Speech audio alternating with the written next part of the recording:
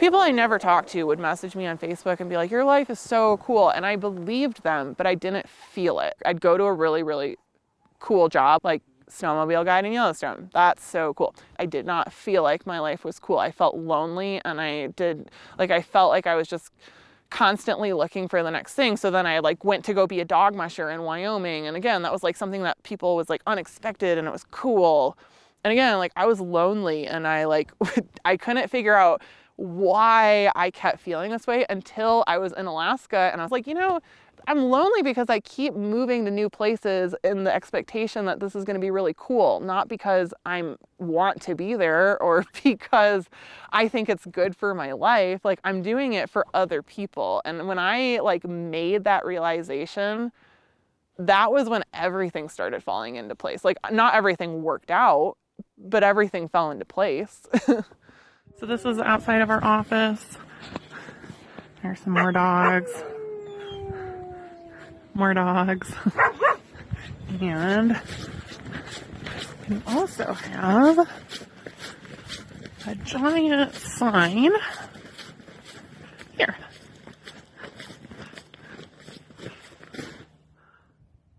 But I actually started this planning process in August. So I created all of this from scratch from August to we started taking tours out in December. So months I started a business in Teton Village nonetheless.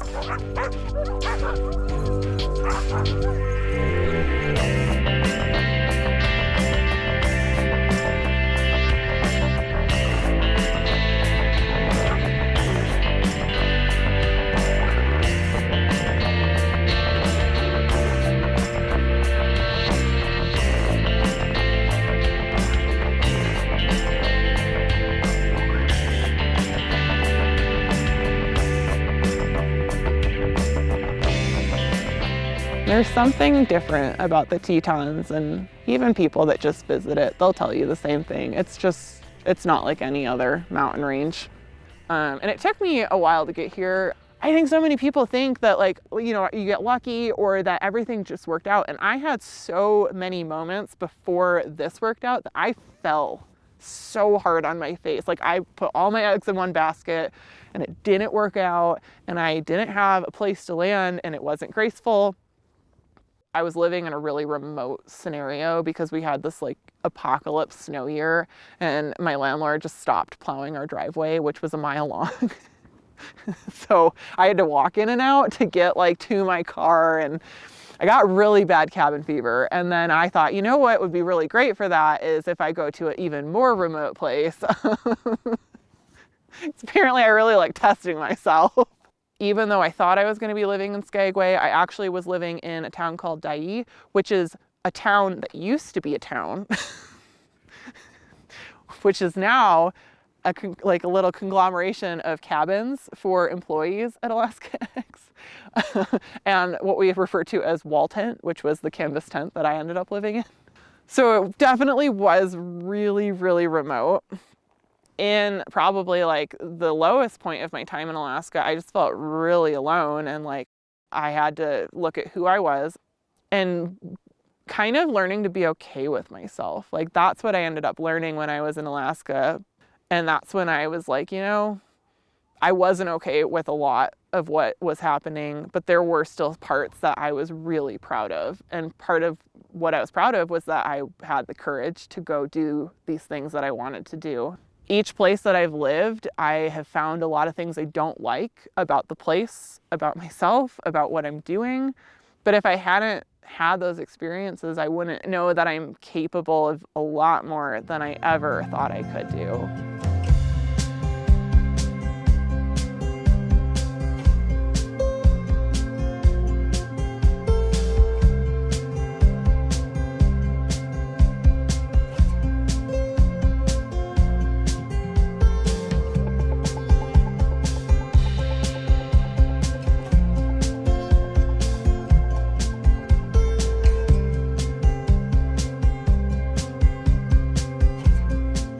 My manager, Becky Hacker, I talk about her all the time, but she's the one that gave me Electra, my first sled dog. And when I met her, I knew who I wanted to grow up to be.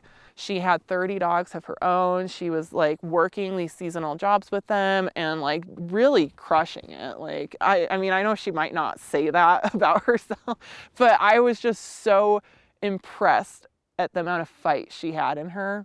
And I remember Becky saying that she's like, I know you want a puppy, but I have a 10-month-old dog. You know, she's not going to be good enough for my race team. I think she'd be a really good match for you. And so that's how I got Electra. Mushers do not give away lead dogs. They give away like super old dogs or like dogs that just like are not fit for like whatever they need. Like they're not your best dogs. And so Electra is like my pride and joy, but she was like, she just like didn't want to race. She didn't want to go long distances, which is what Becky was training for. But I think it's funny because in a lot of ways, she has been a lead dog for my life, which sounds really corny, and I know that. But if it hadn't been for me, like having Electra in my life, like my parents were furious when they found out I was getting a dog, and I was supposed to be going back and living with them afterwards in Michigan. And they're like, no, you can't, like, you cannot live with us and have this dog. And that was my moment where I thought, you know, I'm going to change my life. Like, I will change my life so I can keep this dog. Like, it was a line and I could have strayed from it, but she kept pulling me back. She kept making sure, like, no, Mom, like, you can do this. And like, if you don't think you can, I'm going to do a lot of really bad things to make you realize I need to be a working sled dog.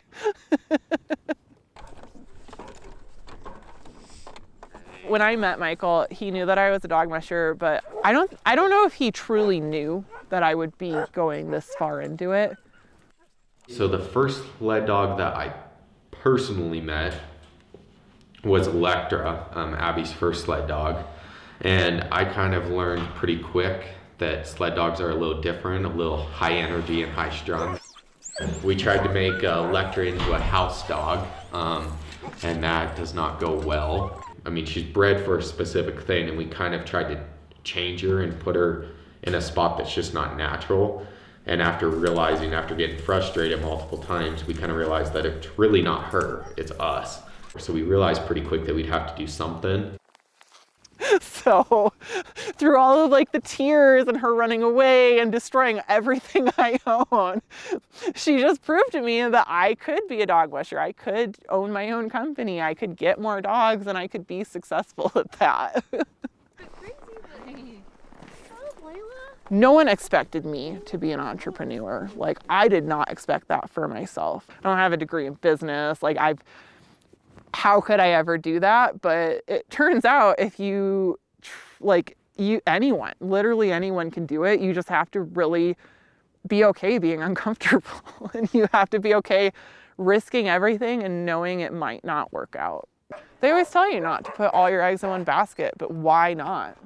I just knew that if I didn't put everything I had into this, I would really regret it.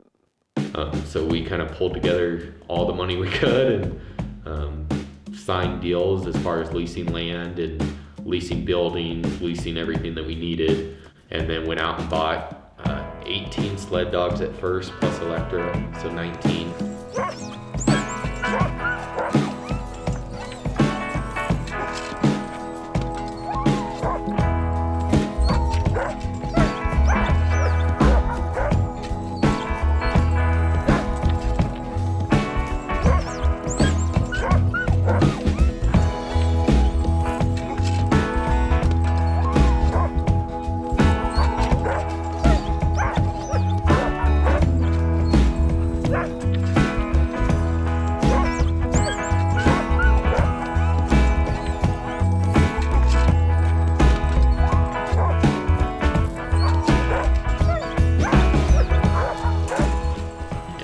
Ended up with 3 more puppies later in the year. Michael was the one that wanted the puppies, which admittedly are great marketing. It's a shadow. And I love them, but they are monsters. We went to go get one puppy, And then they said, well, we'll give you a better deal if you get 2 puppies. And then we get there, and of course there's one that I want, and Michael didn't pick that one. She said, well, you can have all 3 for the price of 2. And it wasn't even like most couples, I think, like talk about that kind of thing in depth before. And I looked at Michael, and he, like, I just knew, like, there was no discussion. It was like, we are going to get 3 dogs. I know most girls like want engagement rings, and I'm like, well, if you commit to having 3 puppies, that's good enough.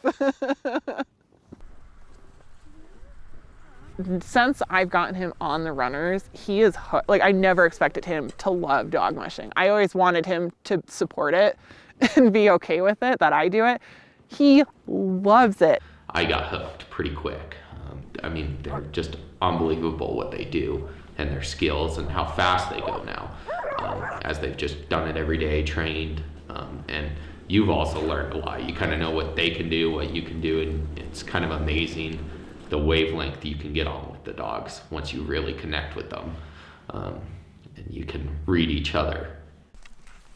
So that's been really exciting, and he works like incredibly hard, and he helps me every day with the dogs. Like, I've never asked him, and now I do, but when we started out, I always said, like, this is my thing, and I could take care of the dogs by myself if you need me to. Like, if you don't want to have to do this extra work, like, you didn't ask for this. I got a job at the Jackson Hole Airport.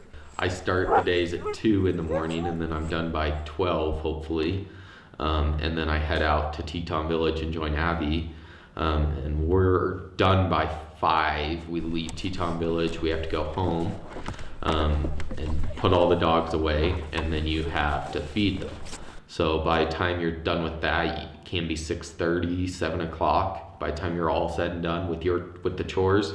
And then you have to, eat something yourself, so then you do that, and then it's pretty much right to bed.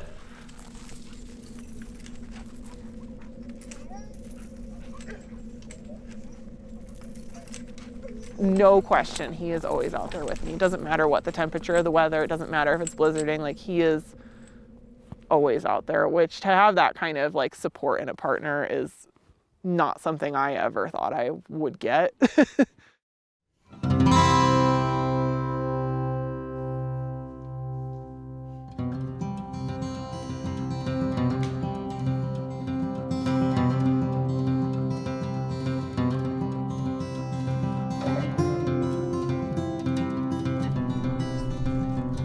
I've always wanted a cabin in the woods, like, since I was a little kid, and I'm so excited because it's gonna have everything I want. We have views of the mountains, and we're gonna have a porch, and I'm gonna get to sit and drink coffee and be surrounded by woods. What more could you want? My family grew up watching all those shows in Alaska about people that build their own cabins. And I'm here to tell you that when they dramatize things and everything goes wrong, that is what happens. Everything goes wrong.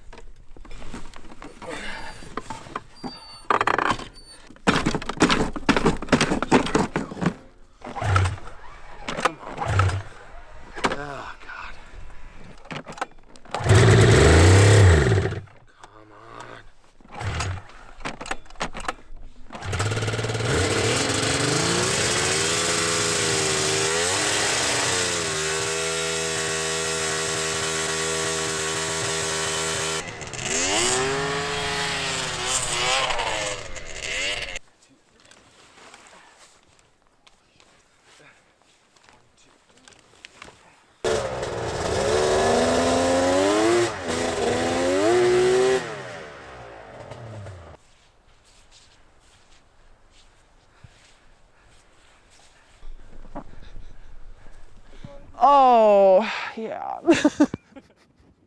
Our cabin. So first, let me point out, we were warned. You don't buy hillside property.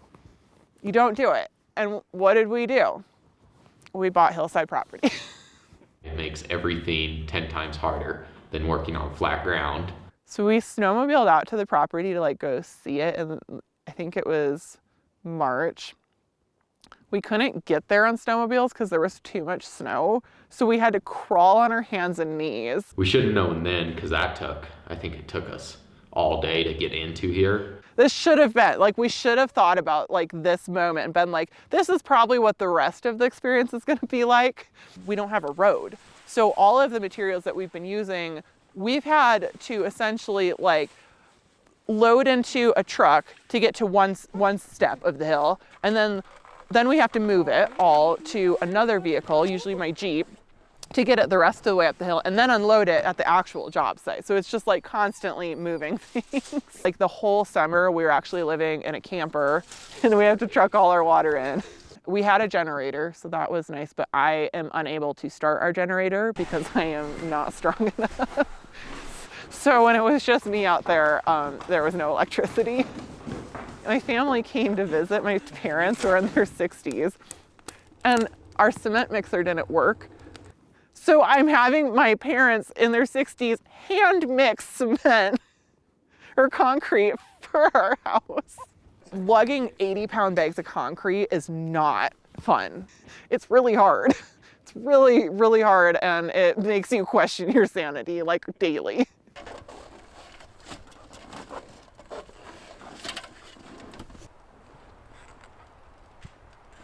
So this corner is going to be a bedroom. It's 10 by 12, I believe. 10 by 12 bedroom. And we have a bathroom. We have a utility room in the back corner. And I can't remember its dimensions. And then a bathroom that, I can't remember how it worked out, but bathroom's like roughly right here. And then kitchen wrapped around right here, right as you enter. And then a little seating area. And then up top, it's going to have a loft at 12 feet, and it's 16 foot to the top. So we're going to have a pretty good sized loft upstairs. That will be second bedroom. Originally, our plan was to move into this last September. It was actually, the thought was kind of near Abby's birthday there, beginning of September. And we did not even have one wall up, I think, by the time we hit September.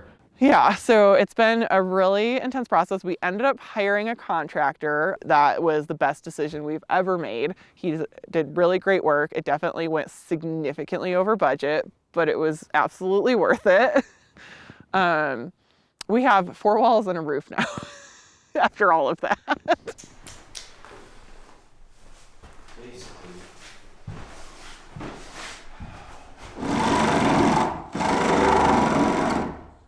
So for people that want to build their own cabin, really think about it. Also, really think about when you and your significant other are in like stressful situations, how does that work out? Because times that by 100, and that's what building a house together is like. Like, I think about all the people settling here and they had barn raising parties, and I really wish those were still a thing. Be great. Everyone just takes, you know, a little bit, and you get a wall and you have a house in like a day. Why can't we still do that? I'm so happy we decided to do it, because I think I always would have wondered, like I think I always would have thought that I could do it. Like I always would have had it in my mind that I want to build a cabin in the woods. Like I could totally do that by myself. And now I know that I cannot do it by myself, that having help is really necessary.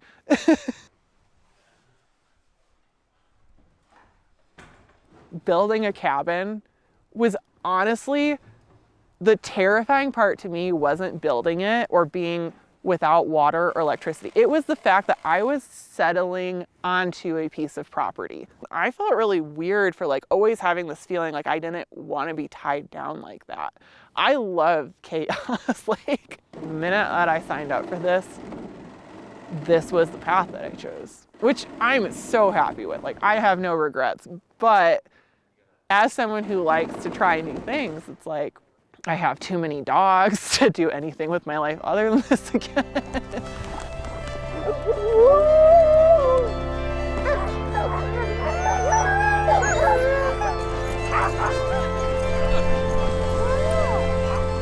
There's a lot of people that do things in life that are not filling them up, and they know that. They know they are not fulfilled. They know that it's just going through the motions, and they continue to do it because the alternative is doing something unknown. I'm not always happy on the trail, but I get there. Like, I get happy because I'm doing something that has a meaning.